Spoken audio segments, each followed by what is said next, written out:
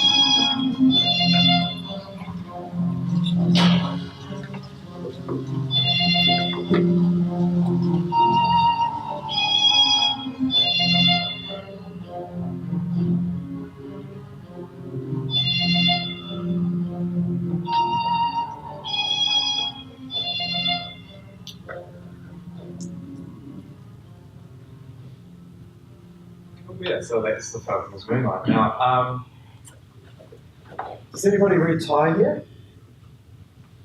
No Thai speakers here? That's what the writing was. That's what the writing was underneath all of the title was Thai, because it was basically a New Zealand-Thailand co-production. But I'll get into that a little bit afterwards. So just give you an overview of Moonlight. But first, who's played it? It's a couple. Cool. So, I mean, I think it's a visual novel. Visual novels are weird things. It's an interactive story, so it's an interactive narrative that has choice and consequence in it. As I'll talk about a little bit later, not as much choice and consequence as I would have hoped for. But very much you're working your way through, you're doing a lot of reading, the imagery and the animations are all there to support the experience, but really the focus is on text. So it's for really gamers who are readers, or this sort of strange combination reader-gamer that I'm sort of discovering, especially in the game book world, are people that really like that. They want a linear story, they enjoy reading, but they want a little bit of empowerment and bringing themselves into the story, and I think this is where things like visual novels and game books start to come into play. So these are the main characters of Moonlight. So you've got Cassie Winter here, you've got Vinny over there, there's Wicca or Widow Jones, Maggie, Sunlight, and Moonlight. Now, before I say what genre it is, could I have any suggestions? What genre do you think you would call this? Fantasy Western. Fantasy Western, yeah. Any other thoughts? Gaslight. Yes, except we don't have any gaslight lamps in there. But I know what you mean. Yeah, it is that kind of gaslight era. What would you say Gaslight would be late 19th century? Pretty much, yeah. Any other thoughts? The interesting thing is half the battle is being for us to actually define exactly what it is so we can hit our target audience. So Weird West, definitely fantasy western, Weird West. It's not quite steampunk because there are no cogs and machines in there, but it does have a steampunk kind of vibe to it. Bush Western is a coin that's been termed for specifically New Zealand and Australian westerns. So it's been a tricky one. We've forged into a very new genre and trying to define it, and that's been a real challenge defining it for the audience. Sort of Japanese aesthetic, like anime. It does. Yeah, so our artist is Thai, and she's heavily influenced by Japanese anime. But when we showed the art to hardcore Japanese anime fans, they said, "Oh no, that's really Western. That's not anime." So we've hit that kind of middle ground where it's Western enough for the Western palette, and a little bit anime, but not anime enough for the real anime fans. Skip over that. Okay, so the Falconers Moonlight. The setting, I'll just talk about who's been to Blackball in South Island. So, what a fantastic pub called formerly the Blackball Hilton there, supposedly haunted. And it was the inspiration for telling a colonial story in this little backwater, soggy colonial town in the west coast of New Zealand, because the place is inherently creepy. And how it came about was working with these guys, Bionic Penguin, or when I say the guys at Bionic Penguin, it's actually Kirawat Sahasui in Chiang Mai, and some people he pulled in to work on it. I met Kirawat when I was a high school teacher, and he was an exchange student. I taught him drama. We kept in touch. He ended up in the television industry, and then eventually, once he finished up in the television industry based in Bangkok, he then decided, look, I'm going to take a break from TV and I want to make a visual novel. So he got in touch with me, knowing that I'd been working in games for a while, telling stories in games, and said, do you want to do a visual novel? I knew nothing about them at the time. I'd never even read a visual novel, so I quickly went through a few and thought, oh, this is interesting. It's an interesting platform. Let's give it a go. And I had this IP brewing in my head called the Falconers. So the Falconers are 19th century monster hunters, but set in places that you don't normally have monster hunting stories in that genre. So it's in New Zealand, it's in Australia, we're going to do one in South Africa, we're going to do one in Hong Kong. And it's all of the kind of, colonised lands, whereas normally, things like Gaslight, steampunk and so on often end up set in Europe, set in London, set in the US. And all of these other places, very cool colonial places, been totally neglected. And I thought, well, okay, there's a gap. And the other thing was I was getting so frustrated with the monster hunting genre. When I say monster hunters, what are the first three monsters that come to mind? Werewolves. Yes. Dragons. Yes. Vampires. Yes. And there may be two more. Zombies. And Ghouls. Yeah, exactly. Ghouls, ghosts. Basically, the undead, the usual. I was so bored with that shit. I just wanted a new monster, and so I started to think about, okay, well, how do we make a totally new genre of monster? It is inspired by some other monsters, which I'll talk about. But yeah, so this project was born of two things. It's sort of like, here's a new platform. I've not experienced it. It seems to be a lot of content coming out of a certain sort, but people aren't doing I don't think they're pushing it as far as they could, as far as the interesting stories they could tell. So like, we'll try that. And then a frustration with the genre that I find increasingly stale. But that I still love the monster hunting genre. So this is Kerouac up here at Comic-Con in Bangkok. This is Richaro, otherwise known as Aries, our artist. And these are our fans,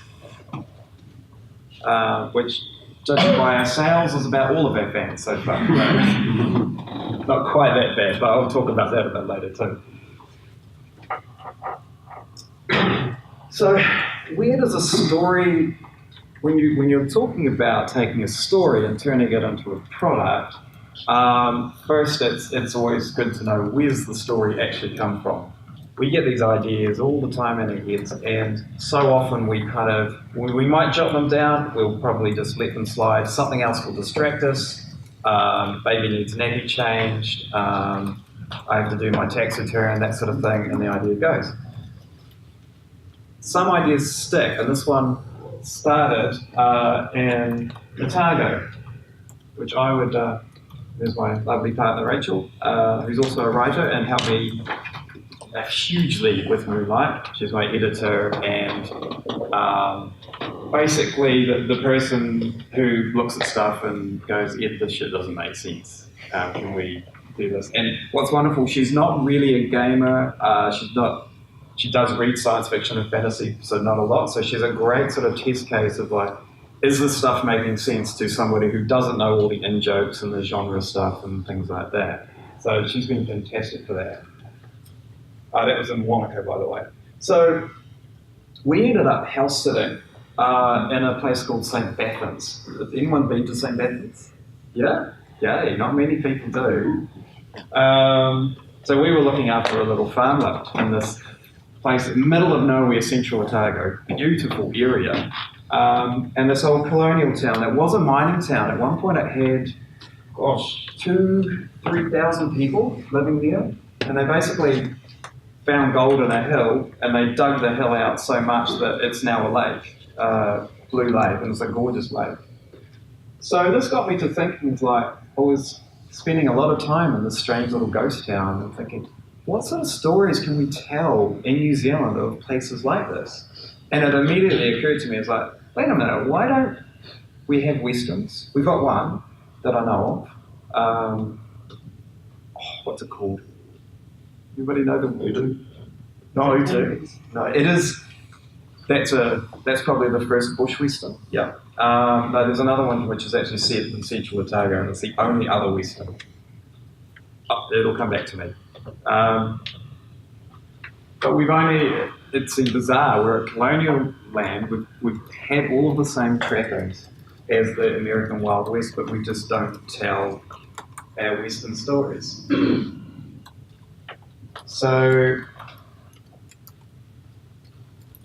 yeah, to create something new, you first have to spot the gaps in the old. So this is what I was experiencing, is like seeing gaps in genres, seeing gaps in existing well-established genres, like where are the new monsters, where are the New Zealand westerns, and starting to put those pieces together. And I think that's often the most important thing is, it's great to know what's out there, and the most important thing about knowing what's out there is not so that you can copy what's out there, not that you can follow their lead. It's like, I'm going to make another Call of Duty, I'm going to make the next Darkest Dungeon, for instance.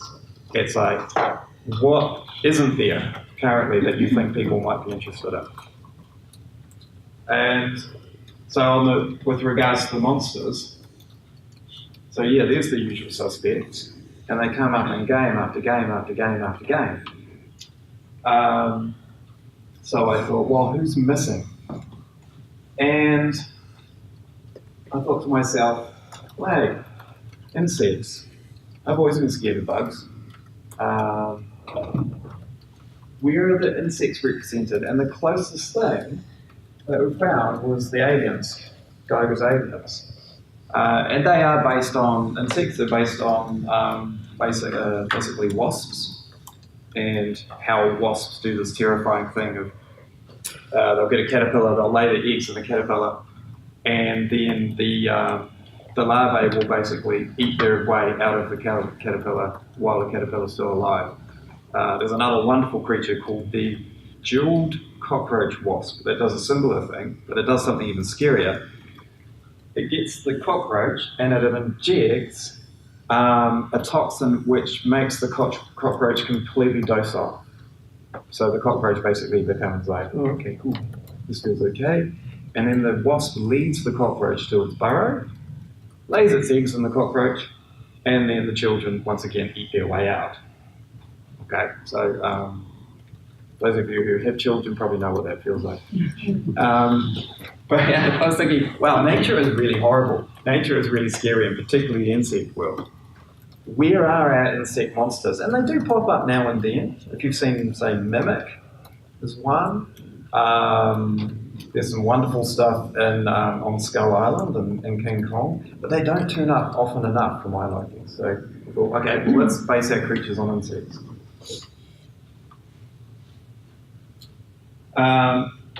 This is not a staged photo, I promise you.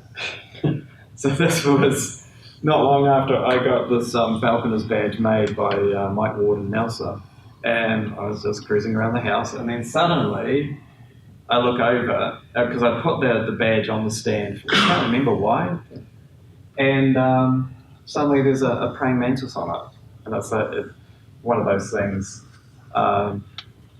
it seemed like a sign. It's like, okay, wait, this makes perfect sense. I mean, it was mantis season, so you get praying mantises cropping up all over the place. Please tell me this is not in New Zealand. Yes. Oh, yeah. Are you in New Zealand? Is this? This is in Nelson, but everywhere. Okay. Everywhere, yeah. They're totally harmless. They won't hurt. Well, they're harmless to us. Yeah. They're absolutely brutal to other insects. There's ones that are about as big as your own, though. The other ones. Actually, yeah, just before coming up, in Otaki, went out to get the mail, and there was a massive stick insect standing on the mailbox, and that's like twice the size of a mantis. So of course this involved having to take a field trip to Thailand, because Thailand has some fantastic bugs, and of course it was a good chance to catch up with Kerawat and talk about the project. So Rachel and I based ourselves in Thailand for 7 weeks, which is something I highly recommend to anybody who can work remotely. Chiang Mai, we lived like a king and a queen for 7 weeks on the same cost that it was for us house sitting in New Zealand. That's not paying rent or anything like that, so highly recommended. That's a scorpion. If you put a scorpion in your hand, it feels like somebody's pressing 6 toothbrushes into your hand. That's the bristles down. Oh, and the handler did this cool thing.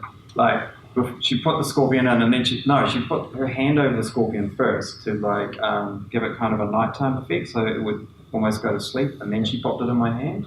So I don't know what would have happened if she just planted the scorpion in my hand. She asked me if I had medical insurance. Good for Nothing. That's the movie. Who's seen Good for Nothing? Oh, come on! It's the only the Cycle it's the only sort of classic New Zealand Western, and it's actually very good. I think it's very good. So I watched that and I thought, wow, we need more of this. This is really fun, and I think we can do it with Weird West as well. So this is Weird West. Kicked off by the Deadlands RPG, if anyone's ever played that, where they were just throwing undead and all sorts of, the usual suspects again into a Wild West setting, and then you play through that. So there is a precursor to it, but it's a very niche area, and there's not a lot of Weird West around. There's some good stuff, but it's not a heck of a lot. Probably the most recent example would be in films it would be Bone Tomahawk, which is fantastically scary Western. And but you don't see it in games much. What was the game in the starters this morning? Sky Moon? I haven't seen that yet. Is that Weird West at all? Or? Yeah, somewhat. Somewhat? Yeah. No, I'm keen to check it out. Yeah. Instead of floating cities in the air, and the whole point is to knock like either western or sort of western side, knock each other off. Oh, okay. So it's kind of Wild Wild West. Yeah. Yeah. Oh, sorry. Definitely Yes, Western. Wild Wild It's West. definitely Western influence. Yeah. Nice. So yeah, Weird West, Bush Western. Pop that into Google and see what turns up. Unfortunately, not a lot, but there are some interesting things. So it was a matter of now going, okay, well, we've got an idea. How do we turn this into a story that people can actually engage with, that people will want to play and explore this world? And so the first stop was to look at history. That's a real cabbage from colonial New Zealand. And does that not look like a Wild West town to you? Yeah, that's Westport, which is a Wild West town. But you know what it's like. We soon discovered when I was looking back at the old photos, we had something so close to the Wild West as to be almost indiscernible. But yeah, it wasn't. It's like right on our backyard. And a lot of it is still around. You can go and explore the old colonial eras of each town, and they have some really interesting stories. So I started to delve a little deeper and was going, okay, well, where am I going to get my characters from for this? And I wanted them to have a foundation of reality. So I started looking at New Zealand historical figures. So you probably recognise her now. So it's Biddy, well, Bridget Goodwin, one of the few female miners. She used to drink like a fish. And she basically drank everything that she pulled out of the river. But she was Irish, and she just seemed like a wonderful character to explore. And then you've got Moonlight. So this is Captain George Moonlight. He discovered gold in that area, so he actually discovered it in Moonlight, which is the town next door to Bulls. He was Scottish. So yeah, it was them simply going, when I thought, okay, well, I could change the names, I could mix things up completely, or let's just run with historical characters and do the characterization of them. So we got on to Biddy. Now, and then it was a matter of what else could I draw from my own background that would be really interesting. As it turns out, my great aunt used to bootleg whiskey out of the Hokanui Hills. So I thought, well, that's a great one. So where is Biddy going to get her booze from? Let's say she gets it from Southland from the bootlegging McRaes. And it was just drawing on a combination of my own connections to New Zealand and then the history that was there. And very soon, the story started to pull together. Captain Moonlight, I didn't have to play around with his character much at all. Pretty much the history spoke for itself. He was a gentleman explorer. Now, yeah, there is, if you go to Moonlight in the West Coast, there's pretty much nothing there now.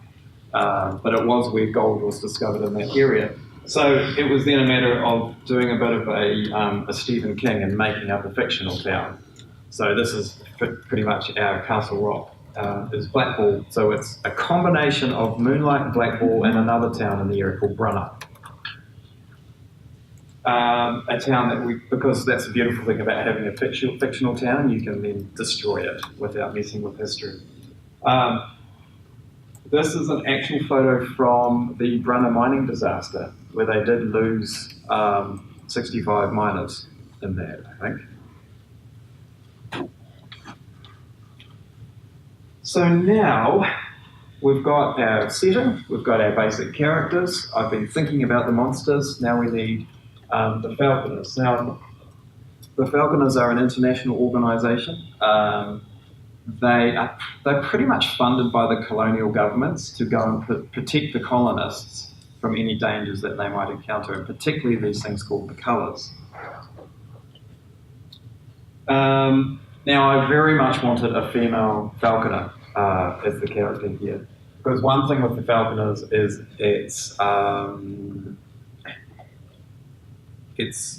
has diversity and it has sexual equality in it. That was something that I really wanted for the organisation, even though that went against everything that was going on in the late 19th century or mid to late 19th century, which meant we could provide a lot of conflict. It's like you've got one organisation saying, yes, let's give women a gun and let's send them out to protect the hardened colonists, and then when they get out there, the colonists going, what? There's a girl going to protect us? Which at the time would have been quite shocking for them. Except for characters like Biddy, who are some of the few female characters that were kind of brave enough to buck the system at the time and carve out their kind of own niche. But yeah, so when you start looking for strong female character references in games, you spend quite a lot of time looking.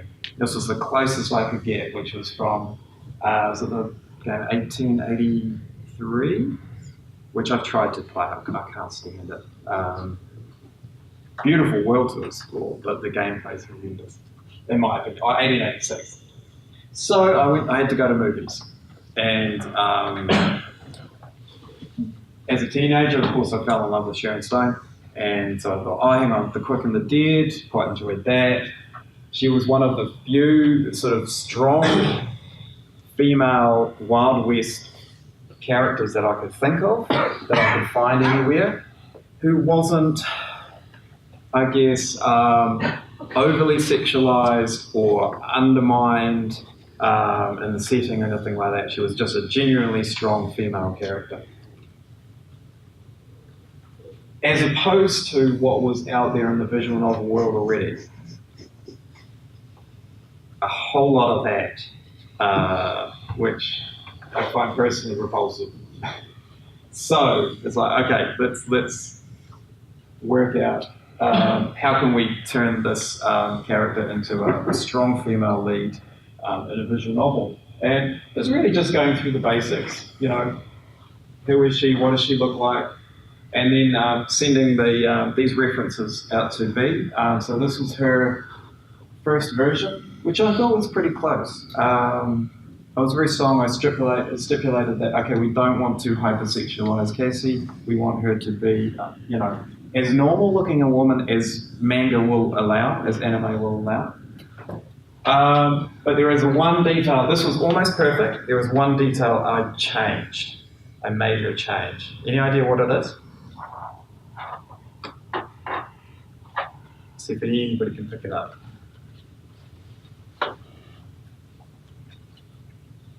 Red Hills. Yes. Yeah, just got it. Exactly. Exactly. How are you going to chase monsters through the bush in high heels?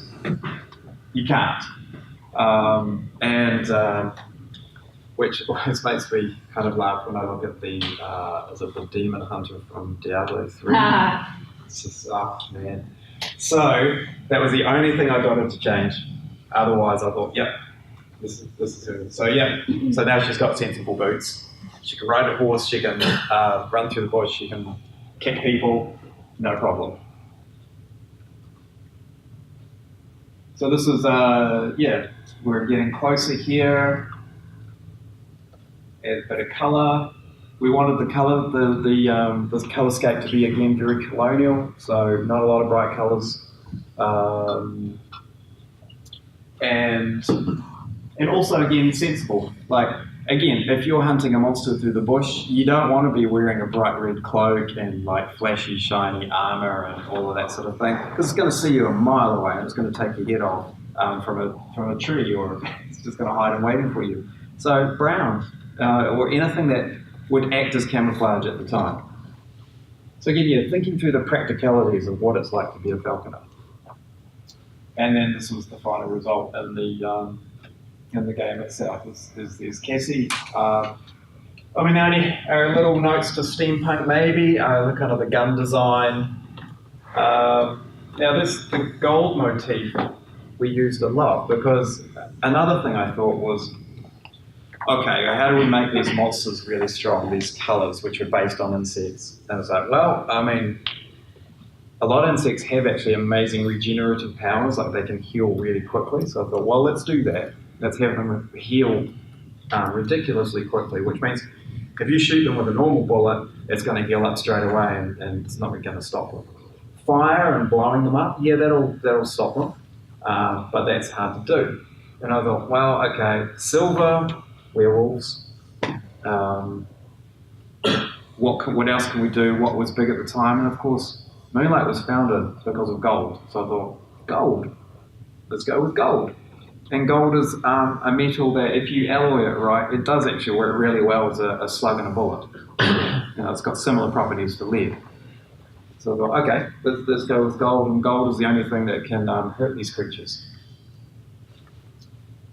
Now, the script, once we get in. So a visual novel, unfortunately, it has to be a novel. Even though there's lots of pictures and there's some interactivity, animations, it's still got to be a novel at the end of the day. So, yeah, the final word count came in at 42,980, which is just over, it's a short novel and a long novella. But when you're playing through, I think about that novella size is about right.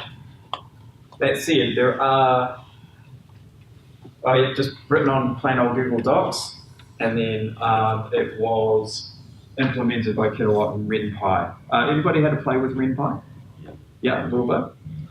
I really let Kilowatt handle all that side of things.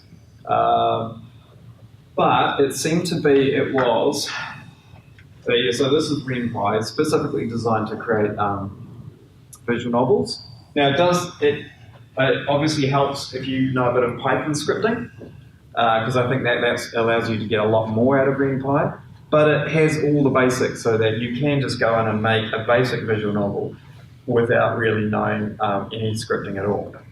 So it was a great place for us to start with that. We had a look at Construct 2, but quickly ran into technical issues with that, so we abandoned that. We considered Unity, but Kilowatt, or Pope is his nickname, so I'll just call him Pope. He had no experience with Unity, so it was going to be a massive learning curve for him. So we decided, okay, now we want to get this made, and quickly, let's just go with Ren'Py. It's easy. So this is from Pope here. Ren'Py is more of a script language than Python.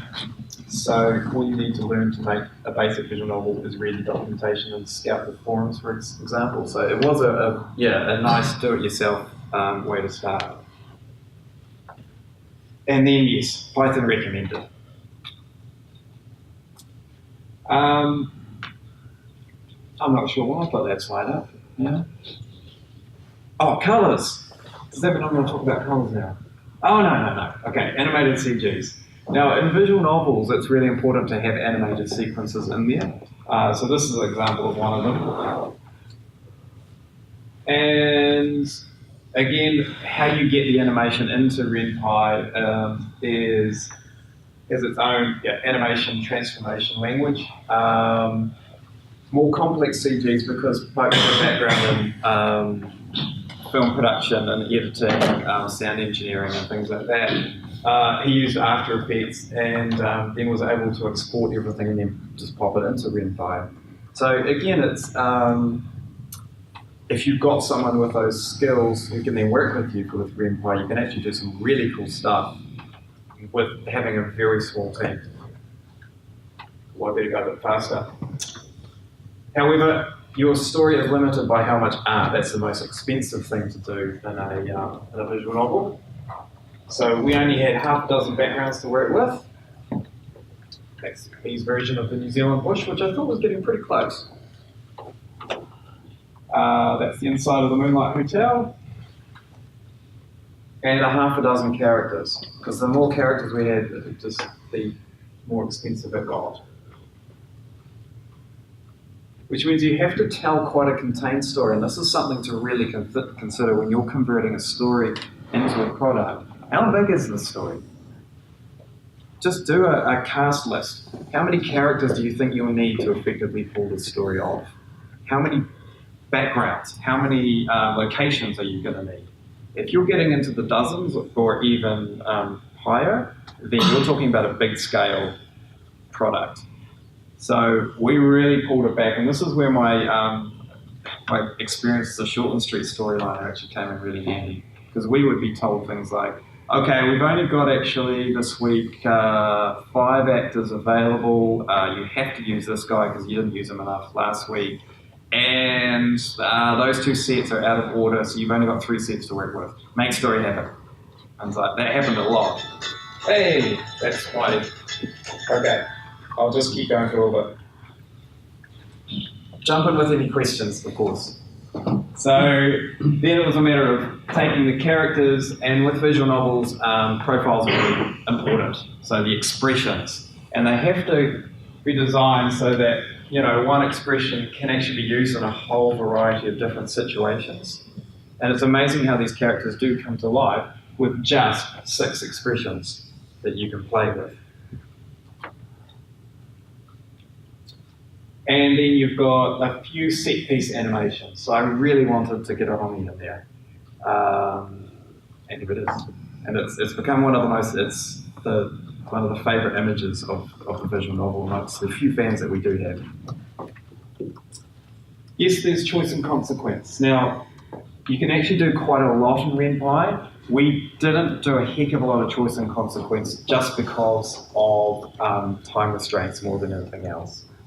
But were I to go back and redo it, I might talk about that a little bit differently.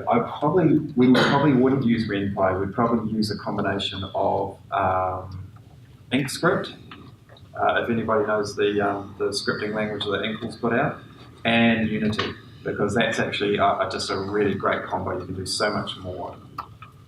So, but we still are able to do multiple endings and have a few conditions, like if this happens earlier in the story, then you're going to get this event occur later on. Some characters live, some characters die, I won't say who. And really, most of the interactivity comes from conversation. Because again, you're limited on the art, you can't have a lot of action. You can't have, outside of your set pieces, you can't have, you know, big combat scenes and various things like that.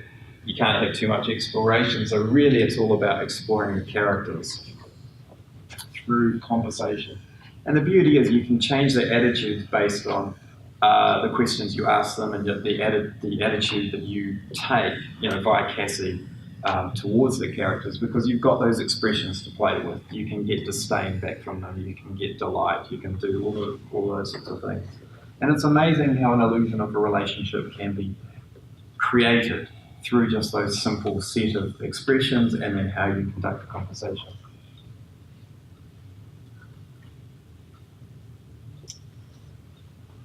So yeah, really those are the 3 pillars of, I guess, of the narrative. Was the revelation of information.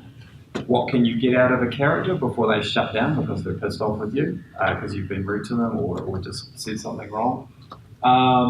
Changes in character attitude using the facial expressions, and then shifting the suspicion. Who is the bad guy here? Because one thing we set up is that we've planted a monster in the town.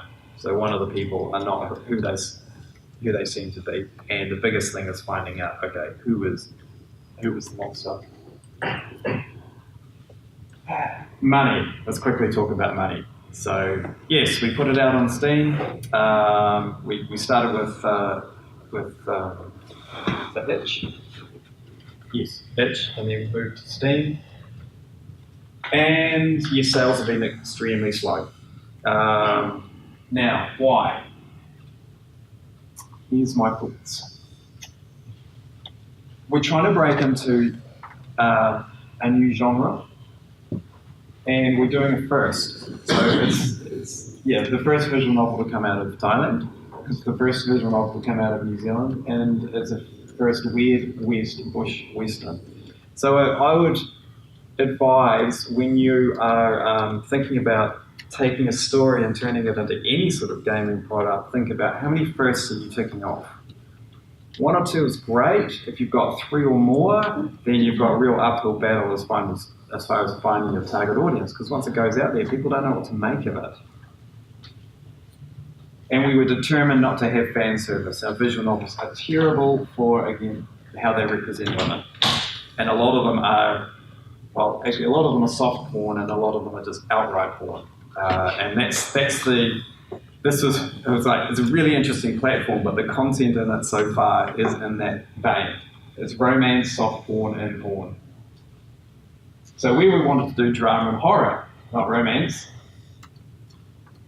So that's what their aim there. A cult classic in the making. So, at the moment, we've sold maybe, I think, we might have got to about 400 units so far. The thing only costs $6,000 to make. That's not including the time that Kilowatt and I put into it. That's purely just paying Rasharo and the localization people for time. So yeah, there's not a lot of money to make back.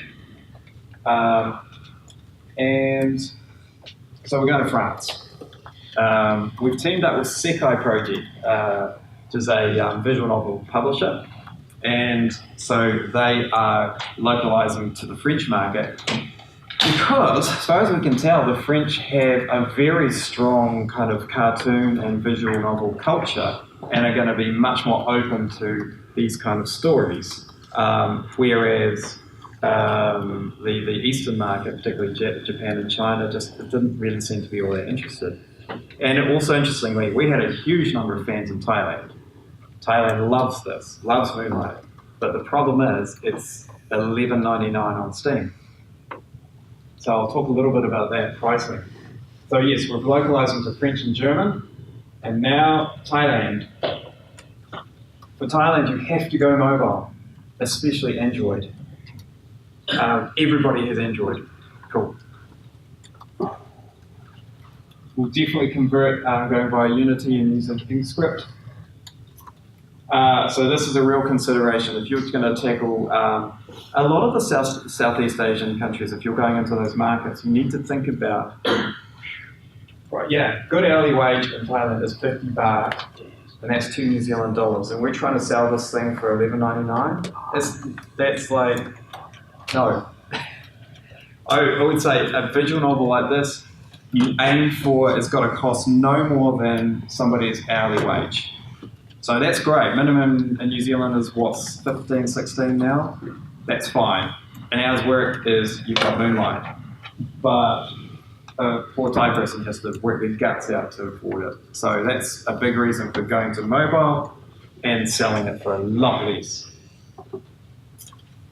But yeah, again, we don't have a lot of money to make back. So it's a low risk thing. And especially like if it only costs you $6,000 to make a soft porn or porn one, you're gonna clean up. So you felt so inclined. And these are the main costs, yeah. The art, the localization, and promoting us at Comic-Con costs a little bit. So yeah, we're on our way to making that money back, but we'll see. In the meantime, the Falconers goes on. We've got teamed up with Chris Clue to do a novella set in an alternate Dunedin. So that's now available on Amazon, Kobo, and iBooks. And we're going to start looking at the game book option. So actually taking Moonlight, the content of it, and converting it for the game book market. So more of your fighting fantasy fan, a little bit of mechanics in the book, even releasing it as a physical book, and really going after that fan base, which is much more UK and US based. In Europe and South America to a lesser degree. So I guess that's the biggest thing is like, once you have a story, how many different products can you actually get out of that one story? So another thing, like with that, the general exploring colonial areas and having stories set in there, we've teamed up with a little outfit called Antics to do an Android RPG. So it's, and, oops, almost done, right. We've got 1 minute for questions. Why are you wanting to switch to Unity? How would that? So we can easily export to mobile, whereas RenPy has some issues with exporting to mobile. And really, to do our export, we're going to have to shift it to Unity anyway. So now I'm kind of wishing we'd just done Unity in the first place. But at that stage, I didn't know InkScript, and InkScript is amazing for interactive narrative. So now that we've got that combination, it should be a lot easier. Some questions? Yeah, sure. The first one is how did you fund it? And the second one is how did you kind of find the team of like scripter and illustrator, and why did you choose those guys specifically? So really, it's Pope. It's really off his savings. So he made enough money working in television, and then because low cost of living in Thailand, he's basically living in his quite a nice shack actually. It's the guest house on his parents' place, and saving a lot of money and just spending his savings on creating it. So, which of course means he's got the lion's share of revenue to come back as well. What was your second question? And with the artists, like, did you choose these were the right ones, or were you specifically looking for a certain style, or is it like because they're cheaper in Thailand? Get an artist from here, then from you got an artist in New Zealand, do you artists, it costs some thousands more. Oh yeah, I mean that Falconers logo only cost me something like 150 to make, whereas in New Zealand you're looking at 4 times that cost. Yeah. And also, we found B on DeviantArt, and because she was Thai, and then it just helped. It made it so much easier for her to work with Kittle. So no language barriers, anything like that. So that was the main reason. We just loved her style, so just thought it was perfect. Yeah. Cool. Well, we better wrap up. But I'm gonna be. I probably won't dash off immediately to the next talk. So if anybody wants to grab me for some questions now, go for it. And I'll be lurking around all week too. And if you're going to the Google after party, I'll be there too. So if you want to ask me questions here, go for it. But thanks. I hope I didn't actually expect to have quite so much to say. I actually hope to be asking you guys a lot more questions. I hope it was useful. Cool. Thank you.